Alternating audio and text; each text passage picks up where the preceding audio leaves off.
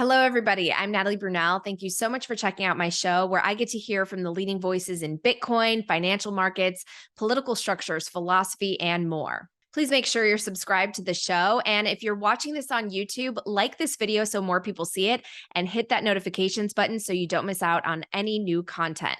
This podcast does not provide financial advice. It is for educational and entertainment purposes only. So make sure you always do your own research before making any financial decisions and be aware of your risk tolerance. I'm able to produce this show thanks to my sponsors, and I'm very picky about who I choose to partner with. So I hope you'll take the time to listen to the ad reads throughout the show. All right, now to my main partner, Swan Bitcoin. I'm proud to partner with Swan because it is a Bitcoin-only company focused on helping people save for their future and self-custody their Bitcoin, not trade it. Swan offers a private client service, retirement planning, tax loss harvesting, and even home equity conversion. Swan is also committed to educating millions of future Bitcoiners through free educational resources and media projects. I actually use Swan to dollar cost average every day. I deposit a little bit every day that's equivalent to what I might spend on a meal, because I actually read that dollar cost averaging daily ends up with a lower cost basis than weekly or bi-monthly at the end of a given year. Swan also produces my show, Hard Money, which reports on Bitcoin adoption and macro trends around the world. So make sure to subscribe to that as well. And to learn more and get $10 in free Bitcoin when you sign up, head to swanbitcoin.com/Natalie Brunell. All right, it's time for the show. I'm excited to be joined today by an independent investigative journalist, James Block. I actually heard him very recently on the Grant Williams podcast. He's done some really interesting investigative pieces on his independent platform called Dirty Bubble Media. And a lot of them have been about the crypto exchanges that have had some issues recently, from FTX to Celsius to sharing some things about Binance that we'll get into. So James, thanks so much for joining me on the show. Oh, great. It's great to be here. Well, I want to hear a little bit about your background. We don't have to get too far in the weeds, but just, this isn't your full-time job. I know you do something else. So what can you tell us about sort of your background and how you got to start Dirty Bubble Media? Yeah, so I don't really have a background in journalism or finance. I am a physician by training. I'm currently a resident physician. Spend most of my time doing that.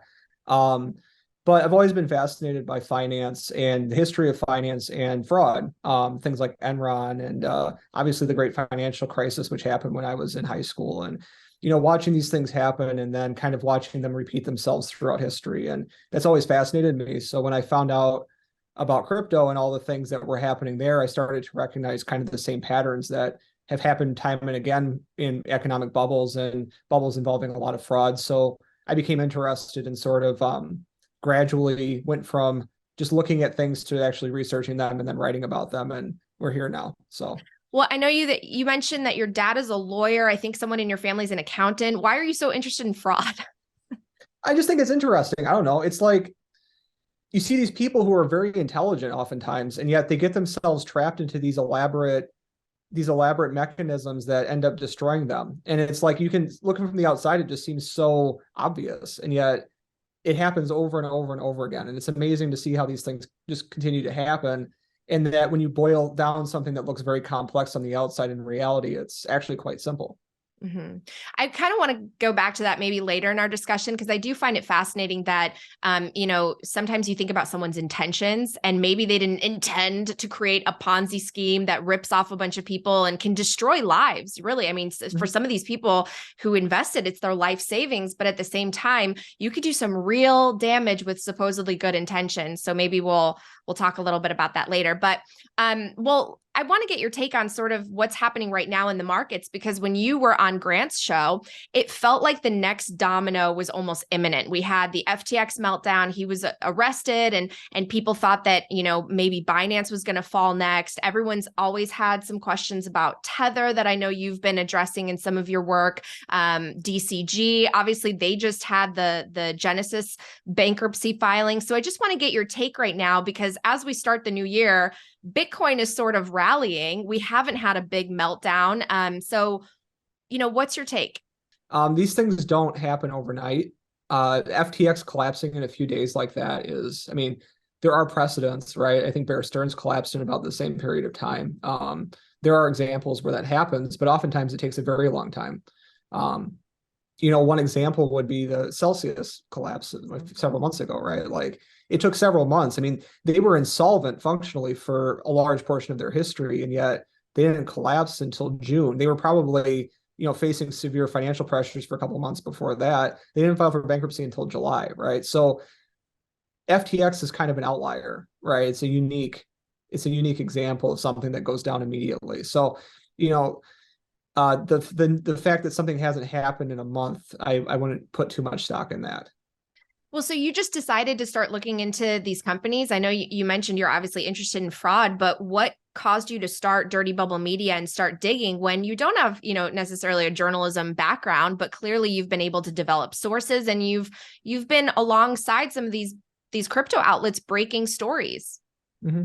I mean, it started with Celsius, which, when I was first learning about all of this stuff, things like decentralized finance are complicated. And if your background's limited background in traditional finance and you see these kind of strange protocols and things there, it takes a while to understand them. But when you see someone offering 17% yields or whatever on dollar equivalents, and they won't tell you where the money's coming from, and their background is not in any kind of financial like industry at all, there are red flags there, right? So Celsius is an example of something where relatively early into looking into it, I realized that there was something very wrong there. And that's where I spent a lot of time, was just kind of trying to figure out if it was a fraud, and then figuring out if it was a fraud, how can I prove it? Because,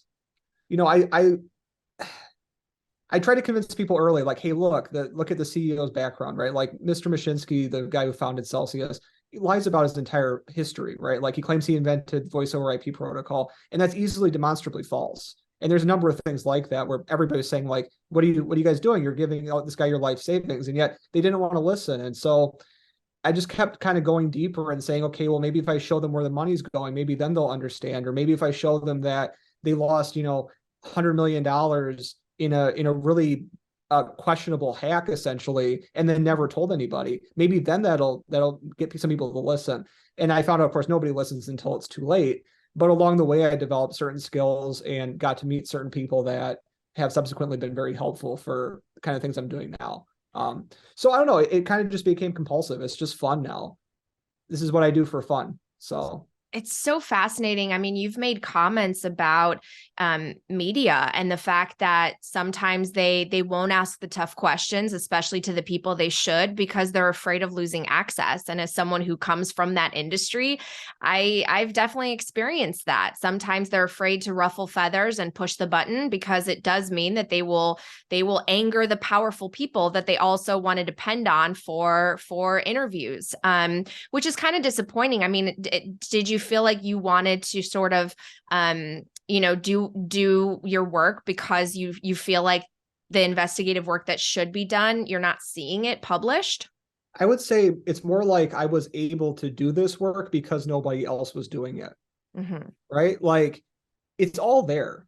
That's the thing about, blockchain, whatever. I'm very critical of the industry or whatever. There are certain advantages. I'll admit that. And one of them is that there's a ton of information available that's public and anybody can look at and relatively easy to interrogate.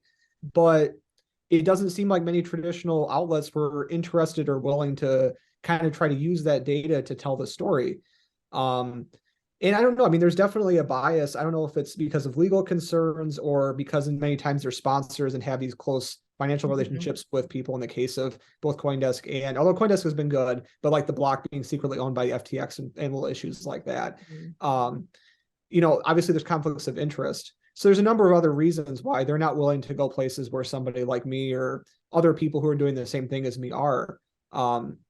And the other thing is I don't rely on sources, really. I mean, I know a few people who tell me things and send me in certain directions, and people will share things, but like, it's not like if I went and asked Barry Silbert for an interview, he can give me one, right? Probably not. He might. I mean, honestly, there's a few people who have talked to me that I wouldn't have expected to, but for the most part, I'm not relying on that kind of access to like tell the story. I'm using just data that's available to anybody. I mean, that's a good point, because I think some of the most powerful stories I've covered were just pulling the right records and then showing the paper trail.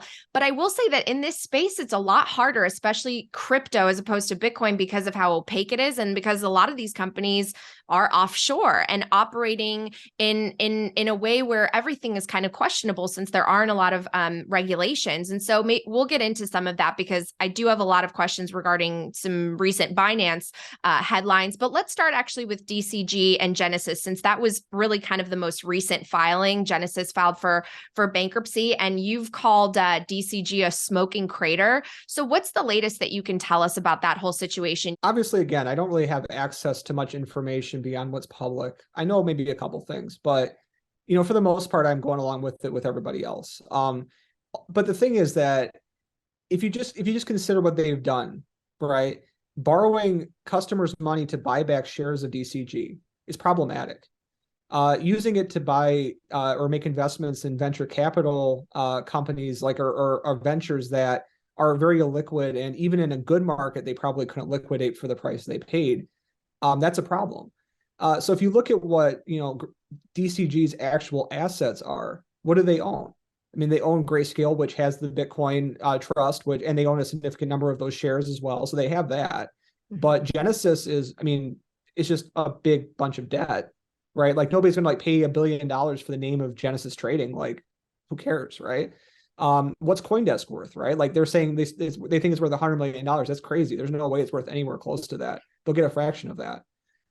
Their venture portfolio, again, like even in a good market, probably couldn't be liquidated for anywhere near what they paid for it. And now, I mean, they're going to get a fraction of what they put into it. So yeah, I mean, I think smoking crater is fair. I think that it's going to be the Genesis creditors are going to go after DCG for sure, right? I mean, the thing that I think is really problematic that's been pointed out by a number of people, including the Winklevoss twins, is that they counted this promissory note that they had made. So just a backstory, DCG covered a massive loss on Genesis books to the Three Arrows Capital thing with this promissory note that was due in I think in 2027 or something. I don't remember the exact year, but in 10 years with a 1% interest rate. And then they were counting it as a current asset, which is not. And they were counting it at full value, which I mean, I'm not a lawyer, but I think it's problematic. And it shows you just how desperate they were to kind of cover their losses. I don't think that things are going to turn out well for Barry and for DCG. It seems like there are a couple of sort of big players right now in this ecosystem, and we are facing lots of macro headwinds. The liquidity is sort of draining out from every corner. So what do you think is maybe the biggest systemic risk? I mean, DCG has already kind of bit the dust. We're seeing the consequences of that play out now, right? I don't know to what extent Genesis is still active as a trading entity. I don't know, if anybody's still doing business with them or not. If they are, I mean, I don't know. I think that'd be pretty crazy to take that kind of risk, but maybe people are. So I mean, we're seeing the consequences of them leaving the market. That's the loss of that liquidity. So the effects of that are that the volatility becomes greater and greater. More and more people become at risk of getting liquidated on various trades. It becomes more risky to engage in the market. And, more psychologically speaking, I've talked to people months ago before all this happened who were fairly knowledgeable. I mean, really, people that I would trust more than my own opinion, who thought that Genesis was rock solid and that there was no risk to do business with them. And when people like that go under, the psychological effect is huge. So that alone, I mean, ignore even the financial first and second order consequences of something like that going under. It's the psychological effects of something like that going under that really affect the markets and affect people's willingness to take risks and do business.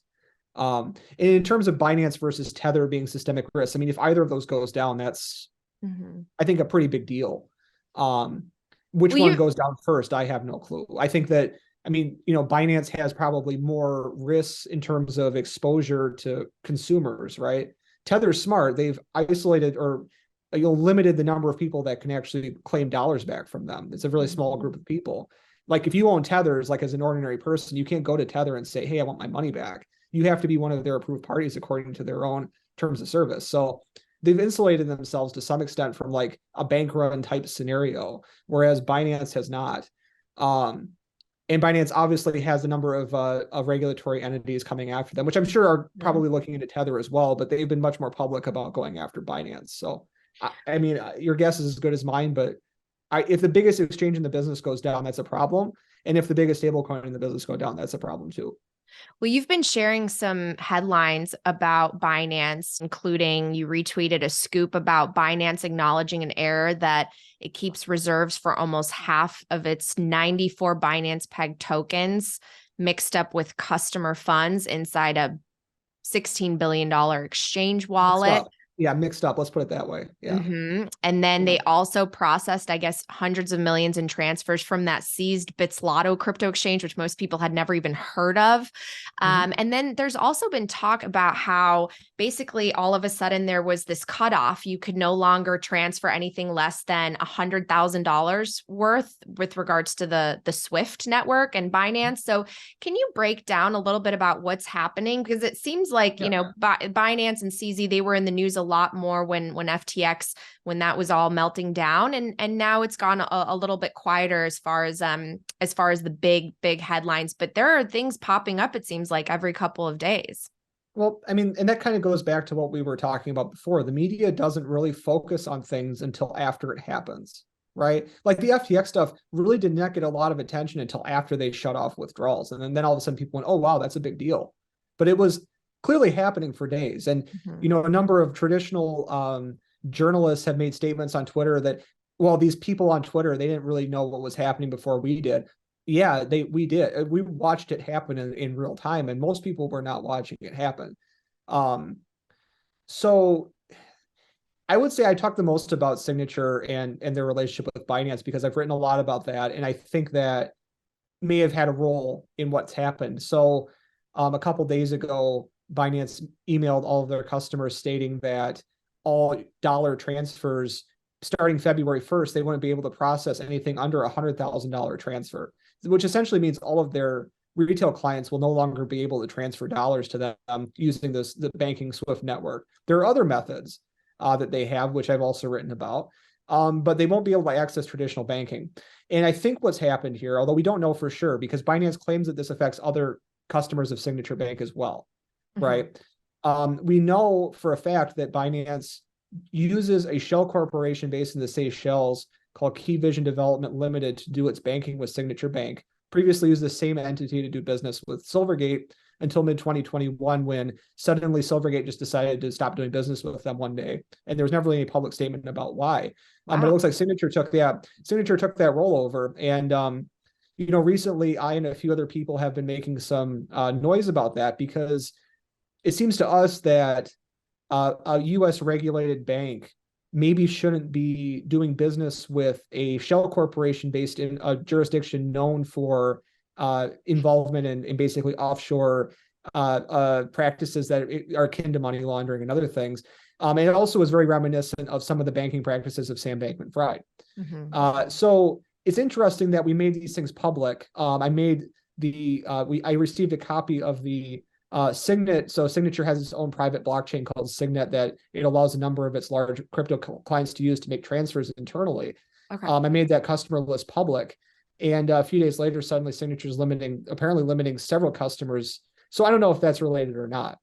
But what I do know is that's what Binance is claiming, is that this doesn't just affect Binance, it affects all of their customers. And we haven't seen any other public statements denying that. A couple of exchanges have gone on to say, well, it doesn't affect everything. Like, I think, which one was it? One of them responded to me recently. Which one? I think Bitstamp responded to me and said, well, I think they basically admitted that Signature was limiting them, but they said that we have relationships with other banks, so it's okay. Kraken basically said, we're not going to make any comment. So we don't actually know who else is affected by this, if anybody. But I do think I think that there's obviously a lot of regulatory pressure now for these banks not to be doing business with crypto entities. So that's going to be a problem for them, right? If they get cut off from a couple more banks, because there's only so many banks doing business with these guys, like a few more banks, and suddenly it's going to be very difficult to get dollars out of these exchanges. Well, I've certainly been talking about it actually recently on shows, that one of the biggest threats to Bitcoin is if the on-ramps are shut off, because you can't, that's one of my biggest issues. It's time for a quick break to hear these messages from my partners. Bitcoin Conference 2023. This is the ultimate Bitcoin event every year, and it's going to be held once again in Miami Beach, May 18th through the 20th. Last year, there were about 30,000 attendees, and it's hard to believe the scale until you see it in person. There are incredible speaking sessions featuring the world's biggest Bitcoin voices, networking events, games, parties, and of course, Soundfest. I actually credit my career transition to the Bitcoin conference because I went for the first time in 2021. And that's where I dropped my first episodes of Coin Stories, not expecting this to become my full-time job at all, but just hoping to meet Bitcoiners and find more guests for the show. I actually went up to people like Michael Saylor backstage with a business card, and that's how I got him to come on the show. So anything can happen there, especially if you dream of working in the industry. Ticket prices go up every month until May, so don't miss out. And for 10% off, use the code HODL at b.tc/conference. I'll see you there. I've certainly been talking about it actually recently on shows that one of the biggest threats to Bitcoin is if the on-ramps are shut off, because That's you frankly, can't that's one of my biggest issues. So I don't own Bitcoin.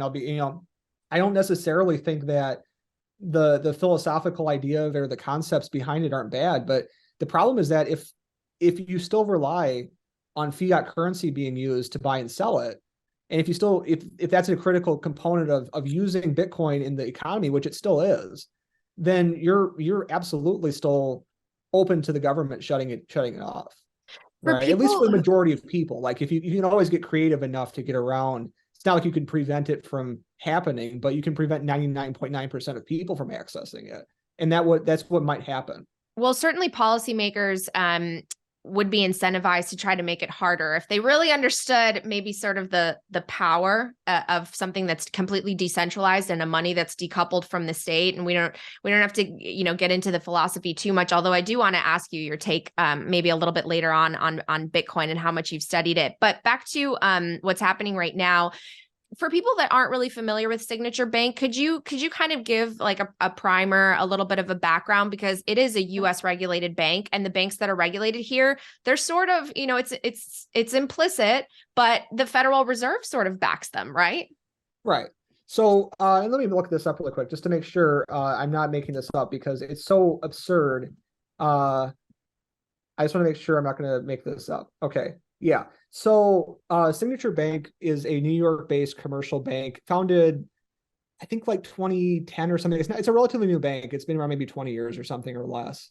And it's had some problems. A few years ago, there was this bubble in taxi medallions in New York where basically to be a regulated taxi proprietor in New York, you had to own these medallions. And the price of these things skyrocketed to the point where they were worth like $1 million a pop.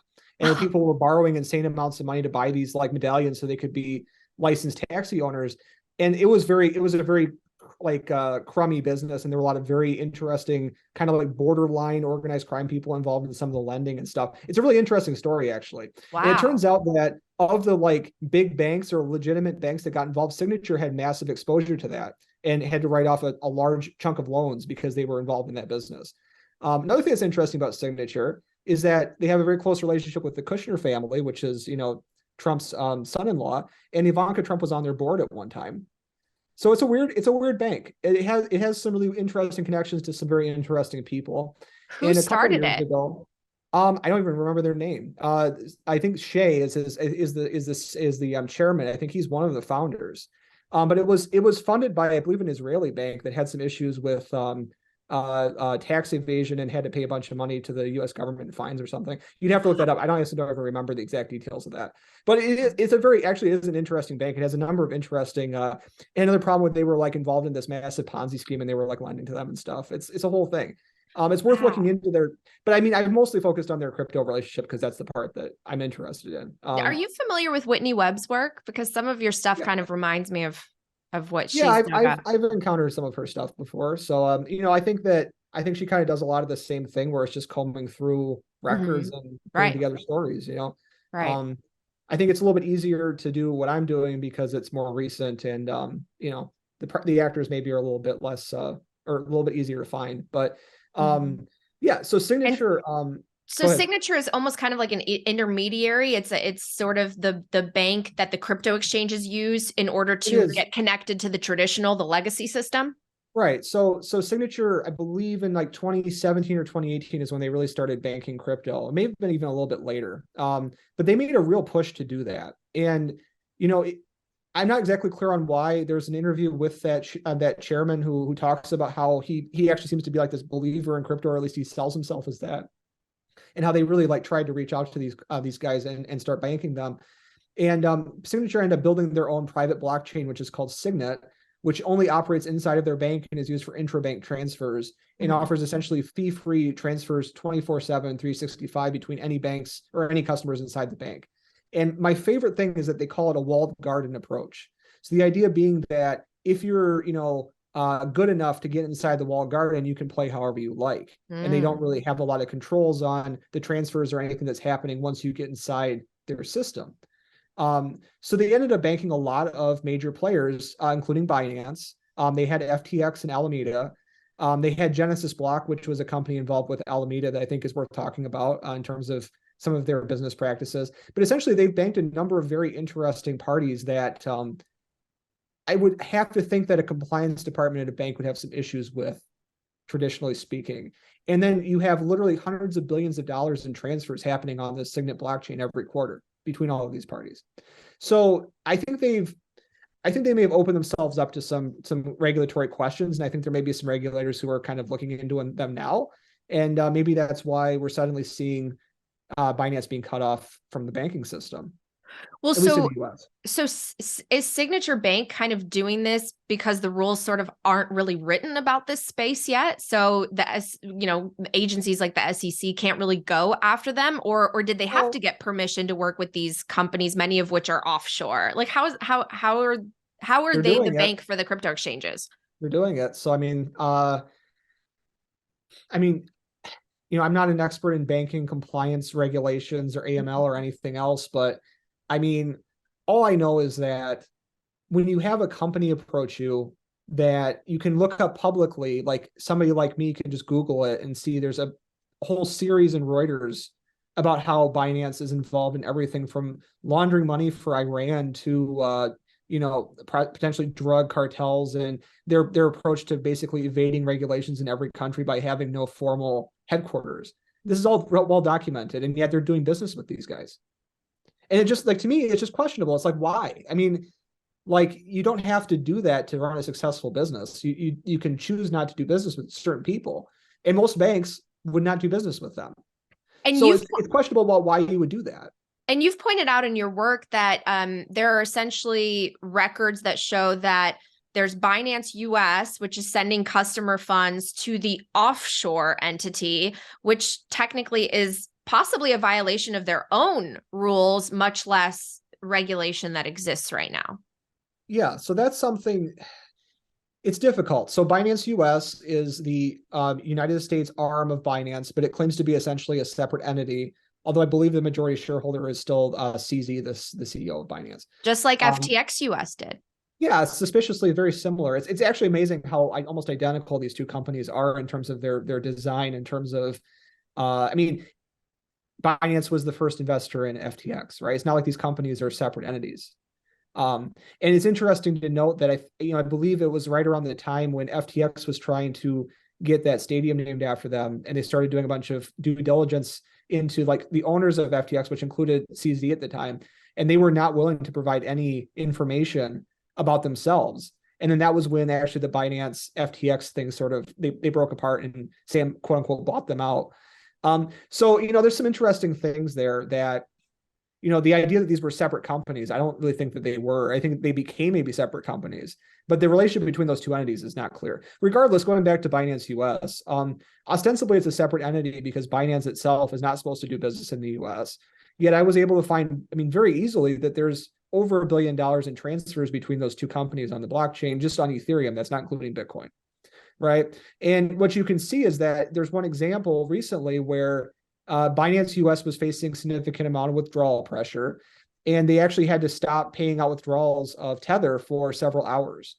And during that time, they said on their website that they were undergoing maintenance, which was interesting because their wallets were down to like $100,000 of Tether, which was the lowest I think they've ever been in their history. And then suddenly, mysteriously, $10 million gets transferred from the main Binance exchange to Binance US, and then they start withdrawals again. So people have tried to argue that this represents some sort of market making activity or something, but it clearly shows that at least some customer money has left Binance US and traveled to Binance and then had to be sent back in order to pay out individual customer withdrawals.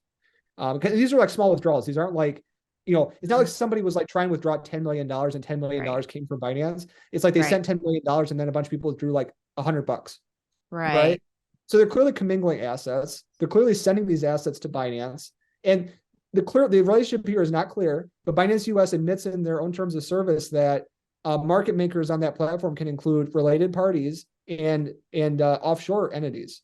Mm-hmm. And we know CZ owns market makers. So it's just like the amount of coincidences. And then obviously the transfers just shows that the idea that these are two separate companies is probably a fiction, and that Binance US people or customers are probably exposed to Binance if anything ever goes wrong with Binance.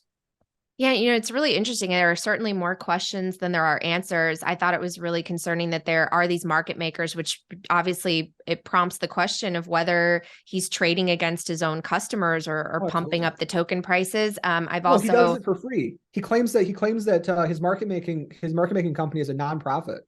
There's actually a recording of that where they do it just to provide liquidity for everyone. They do it as a service to the community. If you can believe that. People believe that, which is just, unbelievable to me.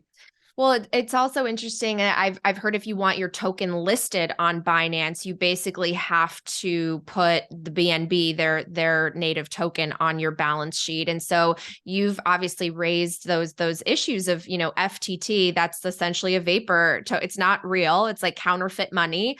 The BNB token, many would argue that that's the same. And so, but at the same time, I guess you're saying it hasn't been that long, but CZ went out there, he projected strength, even though people were rolling their eyes at him on CNBC, and Binance is still ticking along. But you think that it'll ultimately fail? Well, the origin of the term con is confidence game, right? It's all about maintaining confidence. So, I think, you could say there's a lot of different points at which FTX failed. I think the moment they failed was when Carolyn went on Twitter and said that they would buy back all of these tokens for $22, right? Like the moment you show, you showed your cards, something wrong, you're done. And so he's not a dumb guy. Like I think he's a very intelligent person, no question. A lot of these guys are very smart. I don't think Sam was that smart. I think that was kind of overplayed, but I do think CZ is smart. And he's playing with the hand he's been dealt. But I don't know. I guess we're gonna find out, aren't we? Well, and I heard you say that you think that there might be a chance that CZ had something to do with the leak of the balance sheet that ultimately took it down. Why do you feel that way? That's just me spitballing. Just because it's like, who knows who leaked that, right? Like nobody knows where that. I thought that the name was released. It was an employee, an executive at FTX. No, that was an accusation by someone involved in the Grayscale Bitcoin thing. The CoinDesk reporter involved in that has expressly denied that that's the case. He denied that it was a Genesis employee.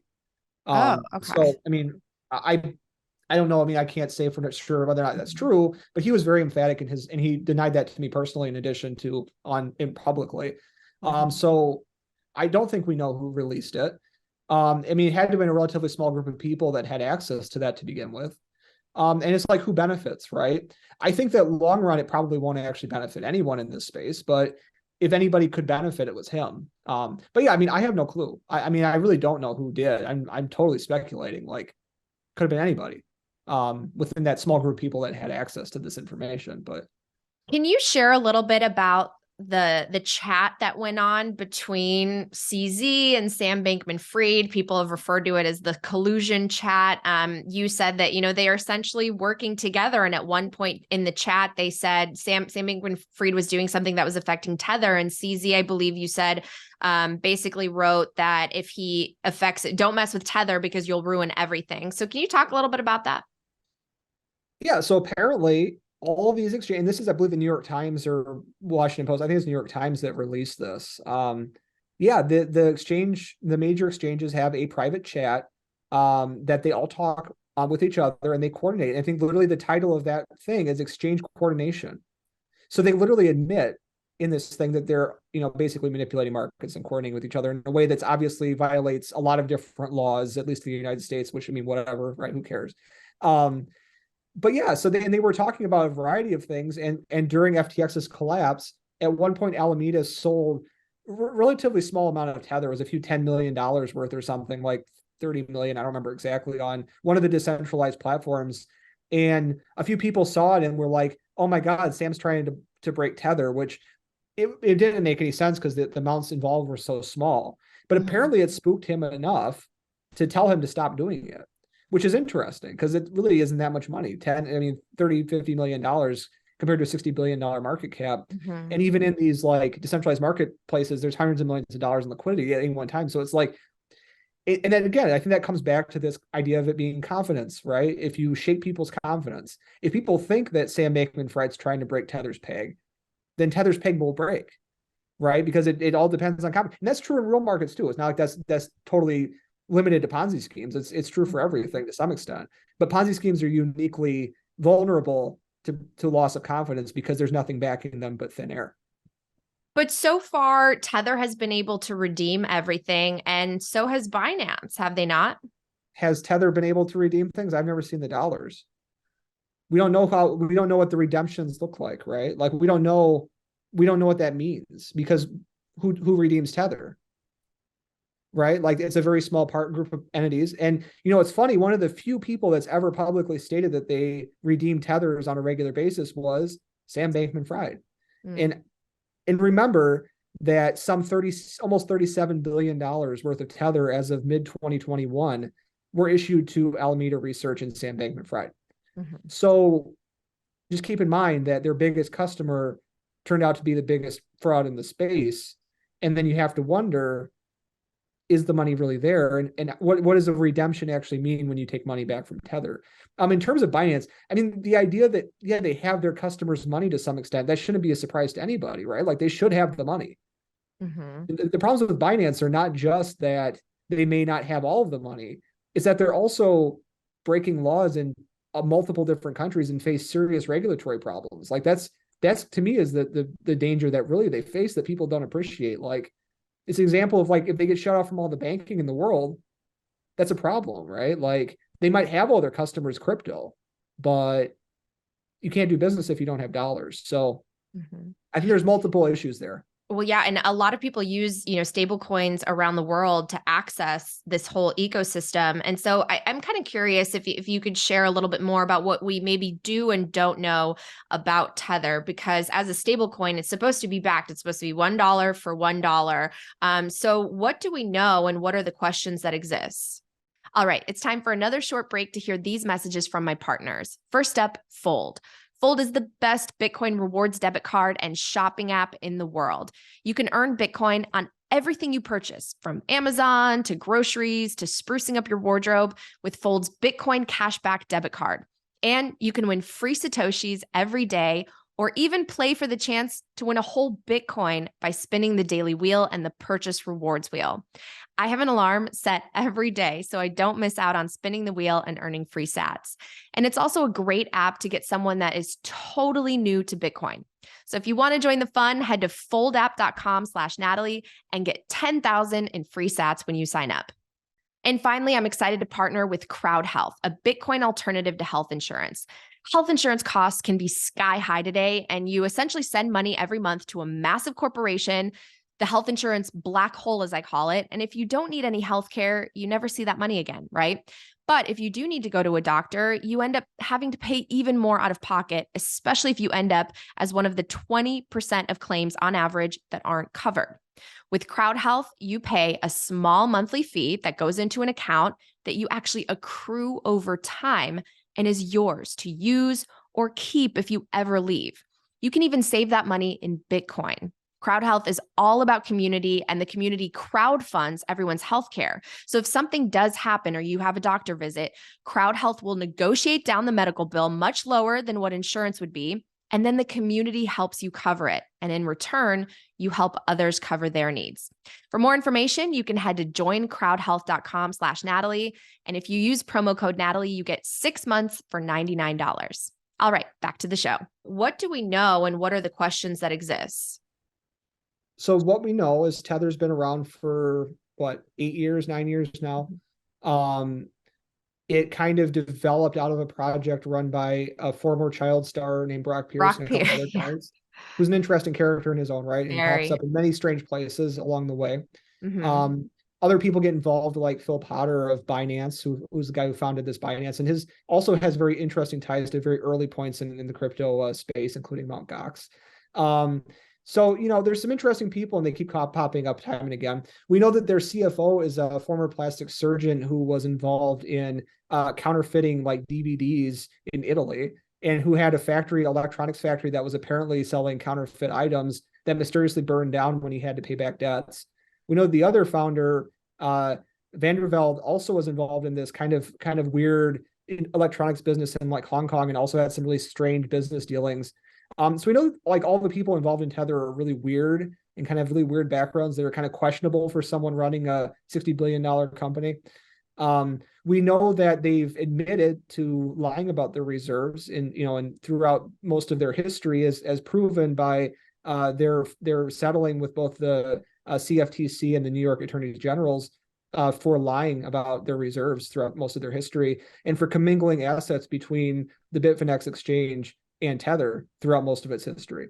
So we know that they've lied up until, I don't remember exactly when that lawsuit covers up until a certain point, but they lied for most of their history about their reserves. We know that for a fact. Mm-hmm.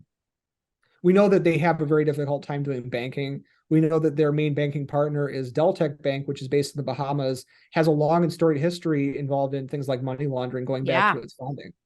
Completely. Yeah. Whitney Webb has talked about that one. Yeah. And didn't they work with FTX as well? Yeah, they were close partners with FTX. Yeah. And they were the when FTX invested in this kind of mysterious bank in Washington, right, that was called Moonstone. They ended up calling Moonstone. That was Deltec was the other owner of that. Wow. The former, and then it's like one of these things where it's like reality is stranger than fiction. The guy who owns Deltec is the guy who created Inspector Gadget, which is just hilarious. Wow. I mean, himself has some very interesting connections throughout his history. Wow. I mean, it's amazing that, and that's the thing is people will go, well, you're just connecting dots. You don't know.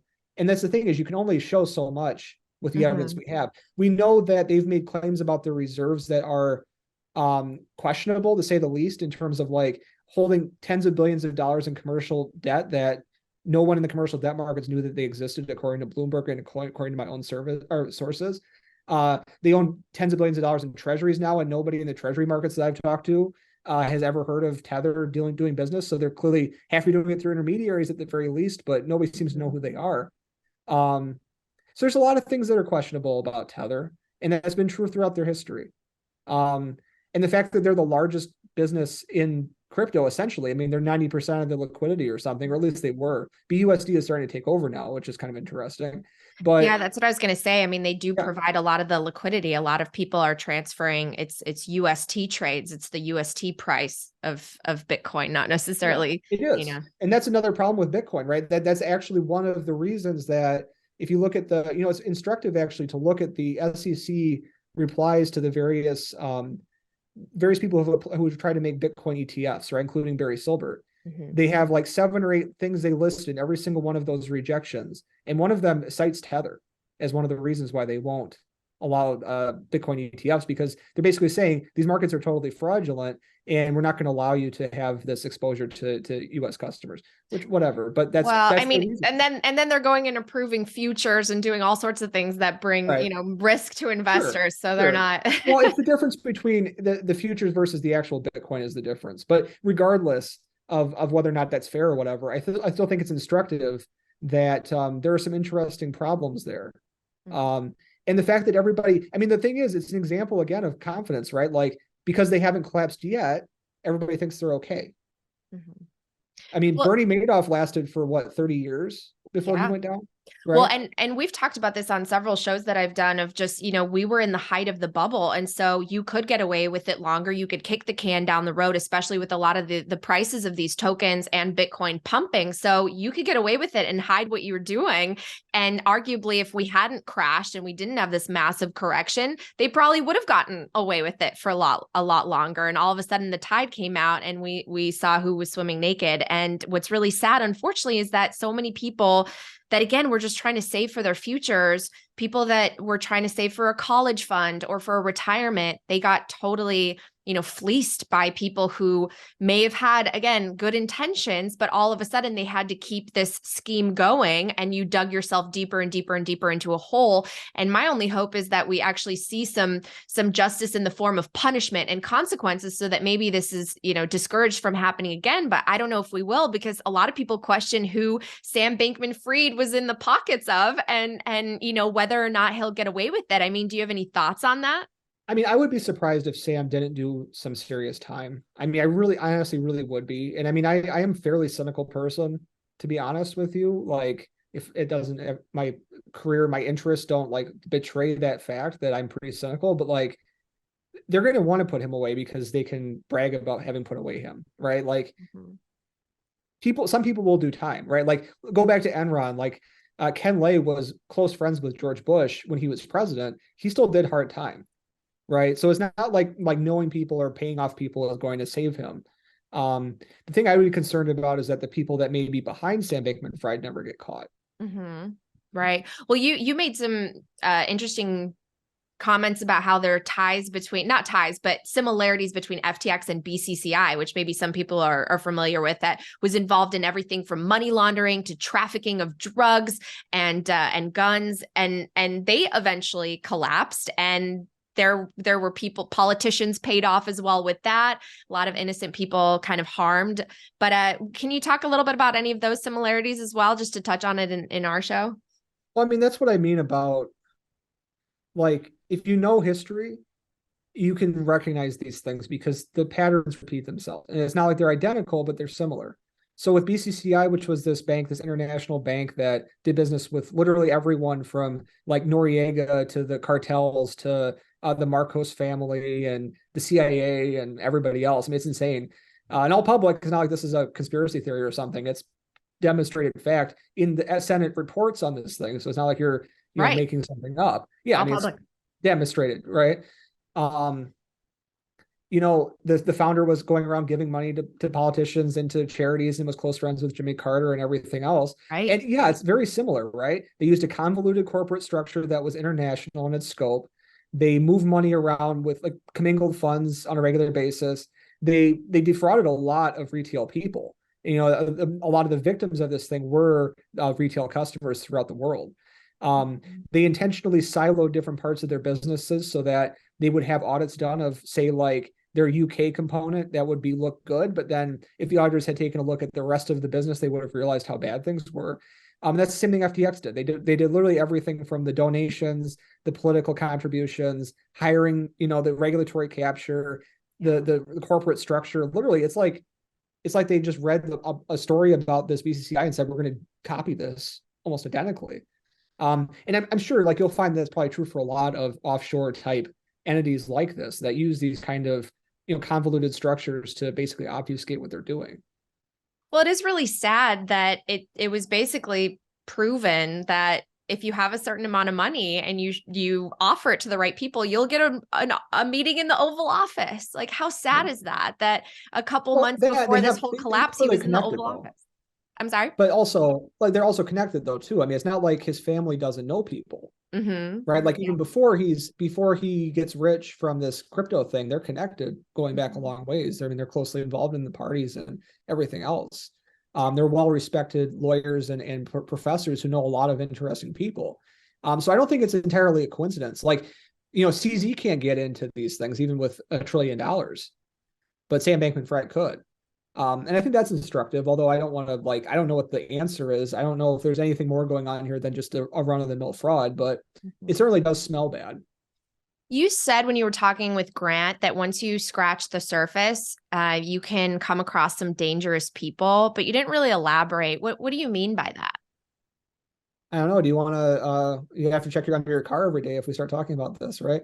But I mean, no, but really though, here's one example, and this is published, so it's not something I published. Tether is the corporate structure of Tether, and the individuals who run it, the two guys who I alluded to earlier, were recently shown to have been very closely associated with one of the largest VAT tax evasion schemes in European history, which was connected to the mafia. Right? That's one example. I mean, another example that's historical is Crypto Capital Corp, which was basically the payment processor and shadow bank for many of the large crypto exchanges back in 2018 and 2019. They were laundering money for the cartels and ended up getting pinched for that. And it almost led to the collapse of Bitfinex and Tether back in 2018. So that there's just two examples right there. If you start looking at the amounts of money that are involved here, and you start looking at the parties who are involved, and who they know and where they come from, how a lot of them just appear out of nowhere with these kind of absurd backstories.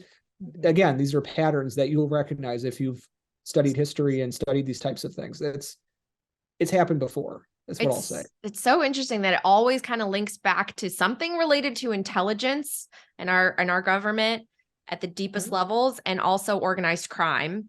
And what's really sad is when something like this happens, a big FTX meltdown, and the retail investor, loses a bunch of money. Now the regulators want to go after the everyday person with anti-money laundering, but let me see your account, let me do KYC laws, all of that. But yet in our legacy system, this has been happening for decades and people get away with it. And it's going to continue whether we have it on a blockchain or we have the SWIFT system or whatever. And unfortunately, we're losing more privacy as individuals as they try to creep in to protect us. Don't you agree with that? Yeah, I think I mostly agree with that. Yeah. I mean, I do think that theoretically our banks have gotten better at preventing money laundering, at least on the surface. If you look at things that happened in the 90s and especially the terrorism stuff in the early 2000s, they did lead to some significant changes in how our banks do business. But that being said, I mean, we only see what we see. I think it's all at our expense. It's just becoming more intrusive, less privacy. Sure. All of a sudden they want, they want a transaction over $600, but somehow billions of dollars going unaudited to all these different things that the government's doing. And so it's just really, really sad, which, kind of brings me to the question of, you've studied this space so much. How much have you really dug into specifically, Bitcoin, how the technology works, how mining works?